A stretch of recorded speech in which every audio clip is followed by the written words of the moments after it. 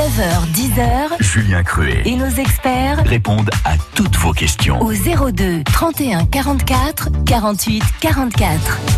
Vous êtes propriétaire ou maître, plutôt, on dit, d'un chat, d'un chien. Vous nous appelez. Pascal Tréorel, éducateur canin, est là pour vous écouter, vous répondre. On commence avec Francine. Vous êtes près du Mollet-Litry, dans le Calvados, à Saonnet. Bonjour Francine. Bonjour, tous mes voeux. Pareillement, je vous présente Pascal Tréorel. Bonjour Francine. Moi, je vous appelle parce que j'ai un petit hors-chair, je le mets dehors, il fait pas ses besoins, il rentre, il fait ses besoins dans la maison. Oui. Et Francine, il a quel âge, votre Yorkshire? 5 mois. C'est un Bien. petit petit alors. Oh oui, c'est un jeune chien. Alors Oui. Francine, c'est vrai que quand on a un chiot, on est à 20 degrés dans la maison. Et puis bien, ça y est, on se dit on va le sortir et on le met dehors. Et là, il fait un petit peu plus froid. Et le chien, il n'a pas envie parce que ses sphincters craquent, se resserrent. Et puis quand il arrive au chaud, dans la maison, Il se quelques détend. minutes après, il se détend. Bon. Et comme moi, quand je me détends, j'ai envie d'aller faire pipi. Oui, mais enfin, Ben oui. Hein, en tout cas. il est mal élevé quand même, ce chiot. Ouais, Non mais Bon, il est gentil comme tout. Oui, il non, est mais, gentil comme excusez-moi. tout, mais il faut qu'on arrive à trouver la propreté parce que. Ah bah oui, parce Hein que je crois Alors, que ça se toujours. écoutez bien, et puis Julien pareil, avec tous les auditeurs, parce que c'est important. Un chiot, c'est normal, ça fait pipi et caca. C'est quelque chose pour l'instant normal. Donc, quand on a un chiot, on le ressort après avoir sorti. Je vous explique. On prend le chiot, on le met dehors 3-4 minutes, on le rentre dans la maison 30 secondes, voire 1 minute, et on le ressort. De façon à ce que le chiot puisse refaire pipi directement dehors. D'accord. Pour pas qu'il prenne l'habitude de faire dedans.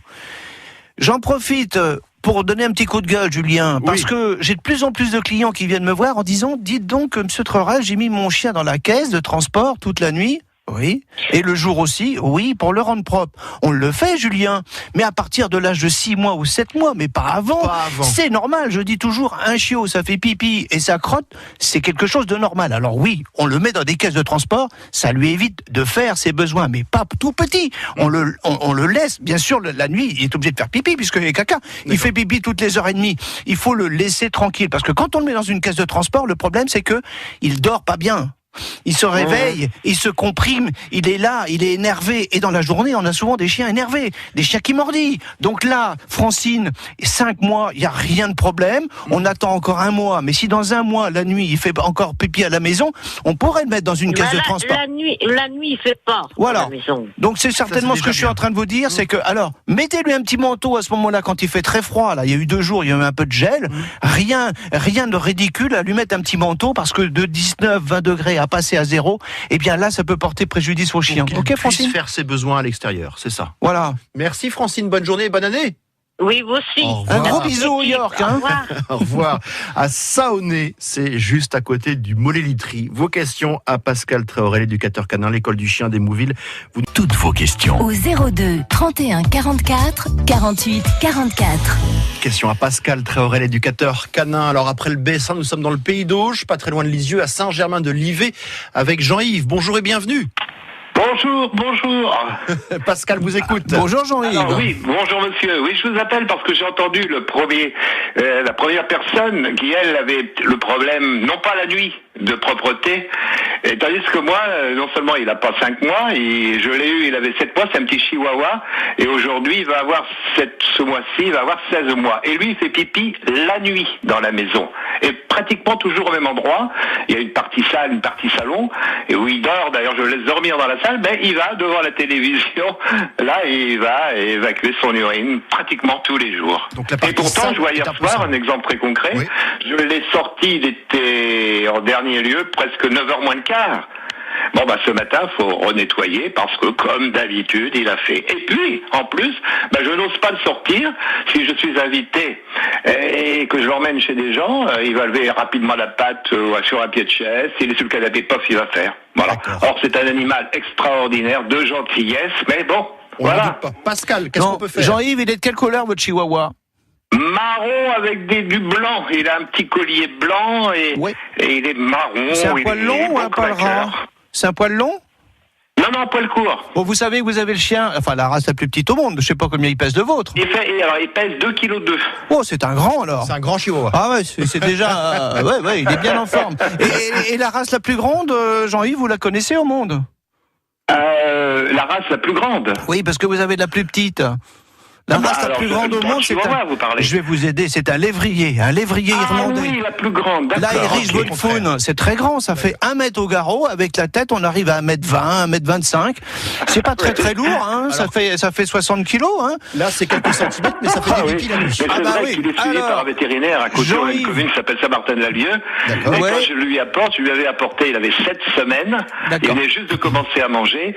Et le vétérinaire me dit, vous savez, moi j'en ai un, il fait 55 kilos à la maison. Ah, d'accord. Bon, concentrons-nous sur Jean-Yves, sur votre problème, là. Il y a deux soucis. Vous avez un chien qui est adulte et qui lève la patte, vous me dites, chez vous ou vos amis, il fait des petits pipis, il marque son territoire.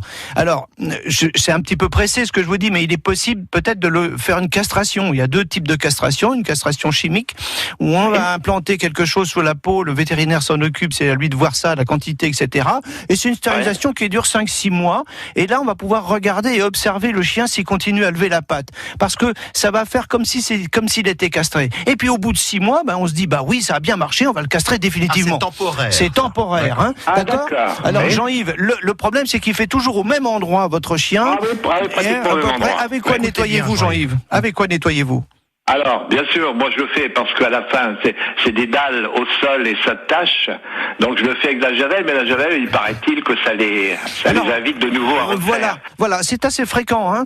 Julien, quand les chiens font souvent au même endroit, c'est il y a quelque chose qui se passe. Alors oui, la vieille pierre, ça absorbe l'urine. On met de l'eau de javel. L'eau de javel, c'est-à-dire l'ammoniac, et le javel se plaise bien en même temps.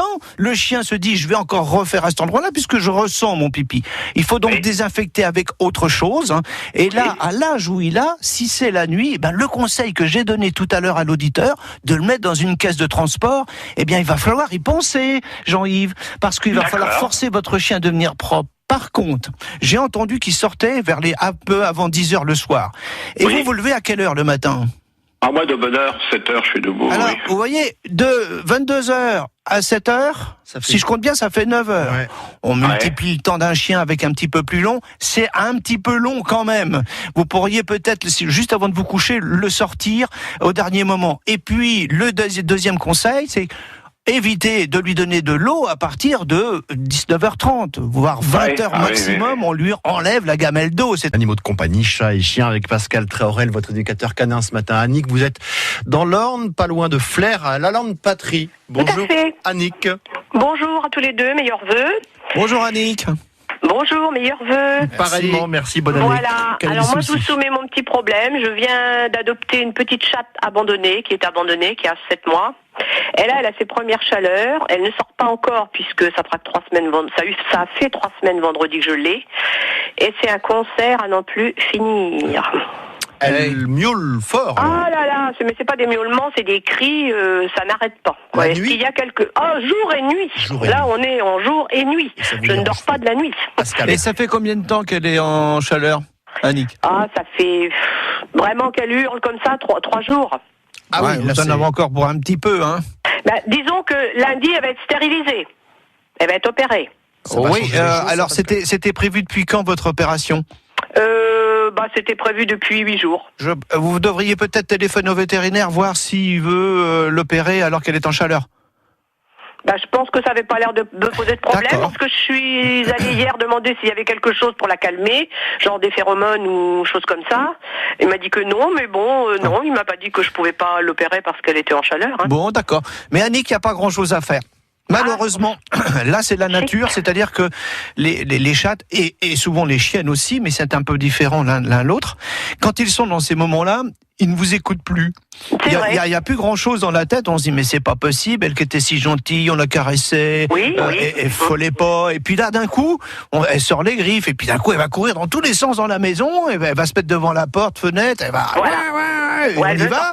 Et puis en pleine nuit, c'est un concert pas possible parce que c'est des chats évidemment, ça circule la nuit. Enfin voilà. Elle souffre ou pas? Non, elle souffre pas, mais elle appelle le mal quoi. Pour elle, c'est quelque chose de normal. Elle a besoin de procréer. Là, il y a plus grand chose dans la tête. On se dit c'est pas possible. Mon Jacques était si intelligent, si malin, mais ne peut donc pas se taire. Donc c'est la nature. Surtout qu'elle est mignonne. Je viens de l'adopter. Je suis très. Donc Annick, c'est la pleine nature. La dame d'ailleurs, cette charmante dame, elle en a abandonné 10. Oh là. Ouais. Sympathique. Bah, Non. vous en avez recueilli une, c'est bien. Ah ben une parce que les autres se sont dispatchés dans la nature et donc celle-ci est restée. Donc je l'ai gardée. Alors que Annick, il y a des tas de gens qui ne le connaissent pas, Julien. Il y a des associations qui récupèrent justement ces chats au lieu de les laisser aller dans la nature. On Parce que pense à la SPA. Mais à la SPA, tout à fait, il y a des refuges. Et puis, il y a le SPA, le Chat et la Vie. Il y a des associations Eh bien non. qui œuvrent dans ce sens-là. Bon, alors, le souci, c'est que les petits chats qui ont été abandonnés vont faire d'autres petits chats. Et c'est une procréation à plus en finir. Alors, le souci, je ne peux rien pour vous, Annick, si ça n'est que le temps à passer, c'est tout, et à attendre. Elle va être opérée lundi. Vous pensez que ça pose problème si elle est opérée pendant les chaleurs? Non, mais faut voir ça avec le vétérinaire. Voilà. Si lui pose, faut voir avec lui. Hein, c'est lui qui va déterminer ça. Alors peut-être que des phéromones, mais d'ici lundi, essayez, hein, parce que voilà, peut-être que des phéromones vont faire le nécessaire. Essayez, hein, c'est un branchement, vous allez le mettre directement dans la prise. Oui, je connais. Mais par exemple, quand elle va être opérée, elle aura plus de chaleur, elle ne hurlera plus comme ça. Ah, ce sera fini, ce sera terminé. Bon ben voilà. Voilà. On imagine votre soulagement. Vivement lundi alors. On a bien compris. Vivement lundi. Et quand je vais la remettre dehors, parce que c'est quand même un chat de campagne, elle veut aller dehors, elle va revenir à la maison, il n'y a pas de problème. Oui, attendez quelques jours que l'intervention se soit bien passée. Oui, mais je pense 10 jours après l'intervention, ça je le sais. Oui, alors, je donne souvent le conseil, Julien et Annick, à la radio, c'est que quand on sort le chat, les premières fois, ne lui donnez pas à manger pendant 2 ou 3 heures. Pour être sûr qu'elle rentre. J'avais entendu votre conseil. Voilà. Et puis, vous savez, moi, ma chatte, quand je sais pas où il est dans la maison, je tac sur une petite boîte ou quelque chose, et je dis, ça y est, c'est la bouffe, j'arrive. Et là, à ce moment-là, faites la même chose. La laissez pas aller dans tout votre jardin. Prenez une petite ficelle de cuisine s'il faut. Laissez-la aller à quelques mètres pour observer votre chat. Avec une laisse et un harnais, alors là, c'est attention, impossible. harnais, pas sur un chat qui n'est pas à l'habitude, il ne bouge plus. La laisse qu'on met dessus, il ne bouge plus. Une petite ficelle. Elle est folle, elle saute partout. Bon, oui, là, actuellement, elle saute partout parce qu'elle est en chaleur. Ouais. Mais quand elle ne sera plus, prenez plutôt une petite ficelle de cuisine, c'est bien suffisant pour un chat. Oui. Et puis là, on le laisse se promener, on l'observe, parce que si jamais votre chat part d'un coup, traverse les grillages et la haie et autres, et vous ne les revoyez plus, là, c'est embêtant. Et n'oubliez pas, 2 ou 3 heures avant, on enlève toute l'alimentaire à la maison. Et au moment où elle vient vous demander à manger, c'est là que vous allez la sortir. Annick, merci beaucoup. Bon week-end. Au revoir. Bonne journée, au revoir. Au revoir, Patrie. Dans un instant, nouvelle question. Françoise à Port-en-Bessin. Expert ce matin, Pascal Tréorel, éducateur canin. Nous sommes dans le Calvados à Port-en-Bessin. Bonjour Françoise. Bonjour. Vous avez des chiens? Tout d'abord, je vous présente mes meilleurs vœux. Pareillement. Bonjour Françoise. Bonjour Pascal. Vous avez 2 Scottish. Oui. Et 2 petits Scottish, une noire et une froment. Très gentilles. Mais le problème qu'il y a, elles aboient énormément. Surtout la noire. Et l'autre suit après, mais après, elle hurle à la mort. Oula. Ne serait-ce que elle perçoit le passage du facteur, tes poubelles, et ça elle aboie. Prends le téléphone, elle aboie. Et Françoise, en même temps, je vais parler de toilettage si vous voulez bien, parce que cette race est assez spéciale en toilettage. Vous les épilez ou vous les tondez? Épilation. Ah, alors les gens ont toujours peur en disant attends, ça va tirer faire mal au poil du chien, l'épilation. Non, naturellement cette race a été faite pour aller dans les ronciers. C'est un roncier, c'est-à-dire qu'il va dans les ronces, il s'épile naturellement. Donc quand ils vont chez les toiletteurs, on n'enlève pas le poil vivant, on enlève le poil mort. Donc l'épilation, ça leur fait pas mal du tout. Au contraire, ça excite un peu la peau et ça va générer justement le nouveau poil qui va pousser. Et là, le problème d'aboiement. Ah ouais, les problèmes d'aboiement. Alors, il va falloir calmer le premier.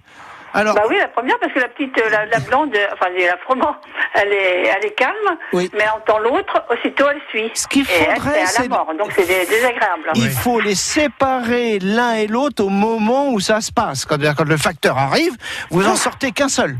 Mais en laisse, hein, Françoise. C'est-à-dire, vous allez le prendre en laisse, le facteur arrive, vous savez à peu près à quelle heure ils viennent, ils sont toujours à l'horaire, hein, les facteurs, hein. Et donc là, vous allez la prendre en laisse, là, et vous allez sortir. Si jamais elle veut aboyer, vous lui dites non, fermement, et si elle continue d'aboyer, vous allez vous équiper d'une petite boîte, vous savez, de soda, enfin, peu importe, en métal, avec d'autres petits cailloux dedans, un petit scotch. Et si elle continue d'aboyer, vous lui jetez ça à côté, hein. Il n'y a pas besoin de lui faire mal, mais à côté. Et vous reprenez cette boîte et si elle continue d'aboyer, vous secouez très fort. Ça, c'est pour la première chienne. Et le lendemain, vous ferez la même chose avec la deuxième. Mais la deuxième ne fait que de suivre la première. Exactement. Donc ça ira plus vite.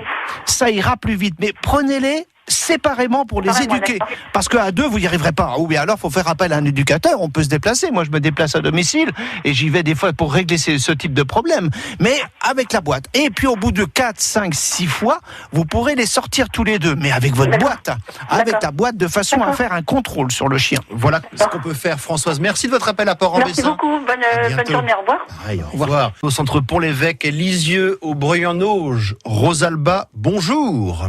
Bonjour.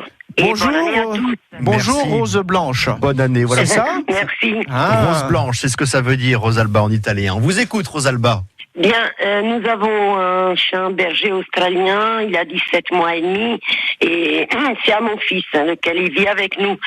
Et ce chien, il adore tellement son maître que si on s'approche simplement pour lui parler ou pour le toucher, il nous pince. Donc, je voulais savoir si vous aviez une méthode pour nous aider. Oui, bon, bien sûr qu'il y a des méthodes à faire. Je pense que là, il va falloir faire de l'éducation, mais pour tout le monde. Un petit peu pour les maîtres, vous, et puis un petit peu pour son vrai maître qui est votre fils. Il pince. Oui, il nous pince. Oui. Ça veut dire qu'il ne mord pas. Oui. Quand même, on saigne. Hein, ça... Ah, quand même, il pince Ouais. fort. Donc c'est pour ça que je me doute, hein, il est en train de faire en fait ce qu'on voit pour les chiens de troupeau. Hein. Le chien, il pince pour nous faire avancer. Mais là, c'est plutôt ce qu'on appellerait entre guillemets de l'autodéfense. C'est-à-dire que tout ce qui s'approche de son propre maître, c'est je le pince ou je le fais fuir. Il y a des chiens qui aboient, Julien. Bon, bah voilà, les gens ils disent il aboie, c'est pas grave. Mais là, ça commence à pincer. Oui. Le conseil, Rosalba, c'est faire venir un éducateur canin chez vous ou lui faire des cours au chien. Parce que je ne peux pas vous dire tout ce qu'il y a à faire à la radio, il y a beaucoup de choses à faire. Alors des fois, on y arrive en un cours. Hein.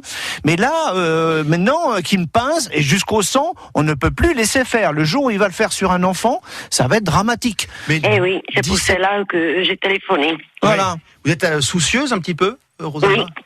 D'accord. Oui, oui.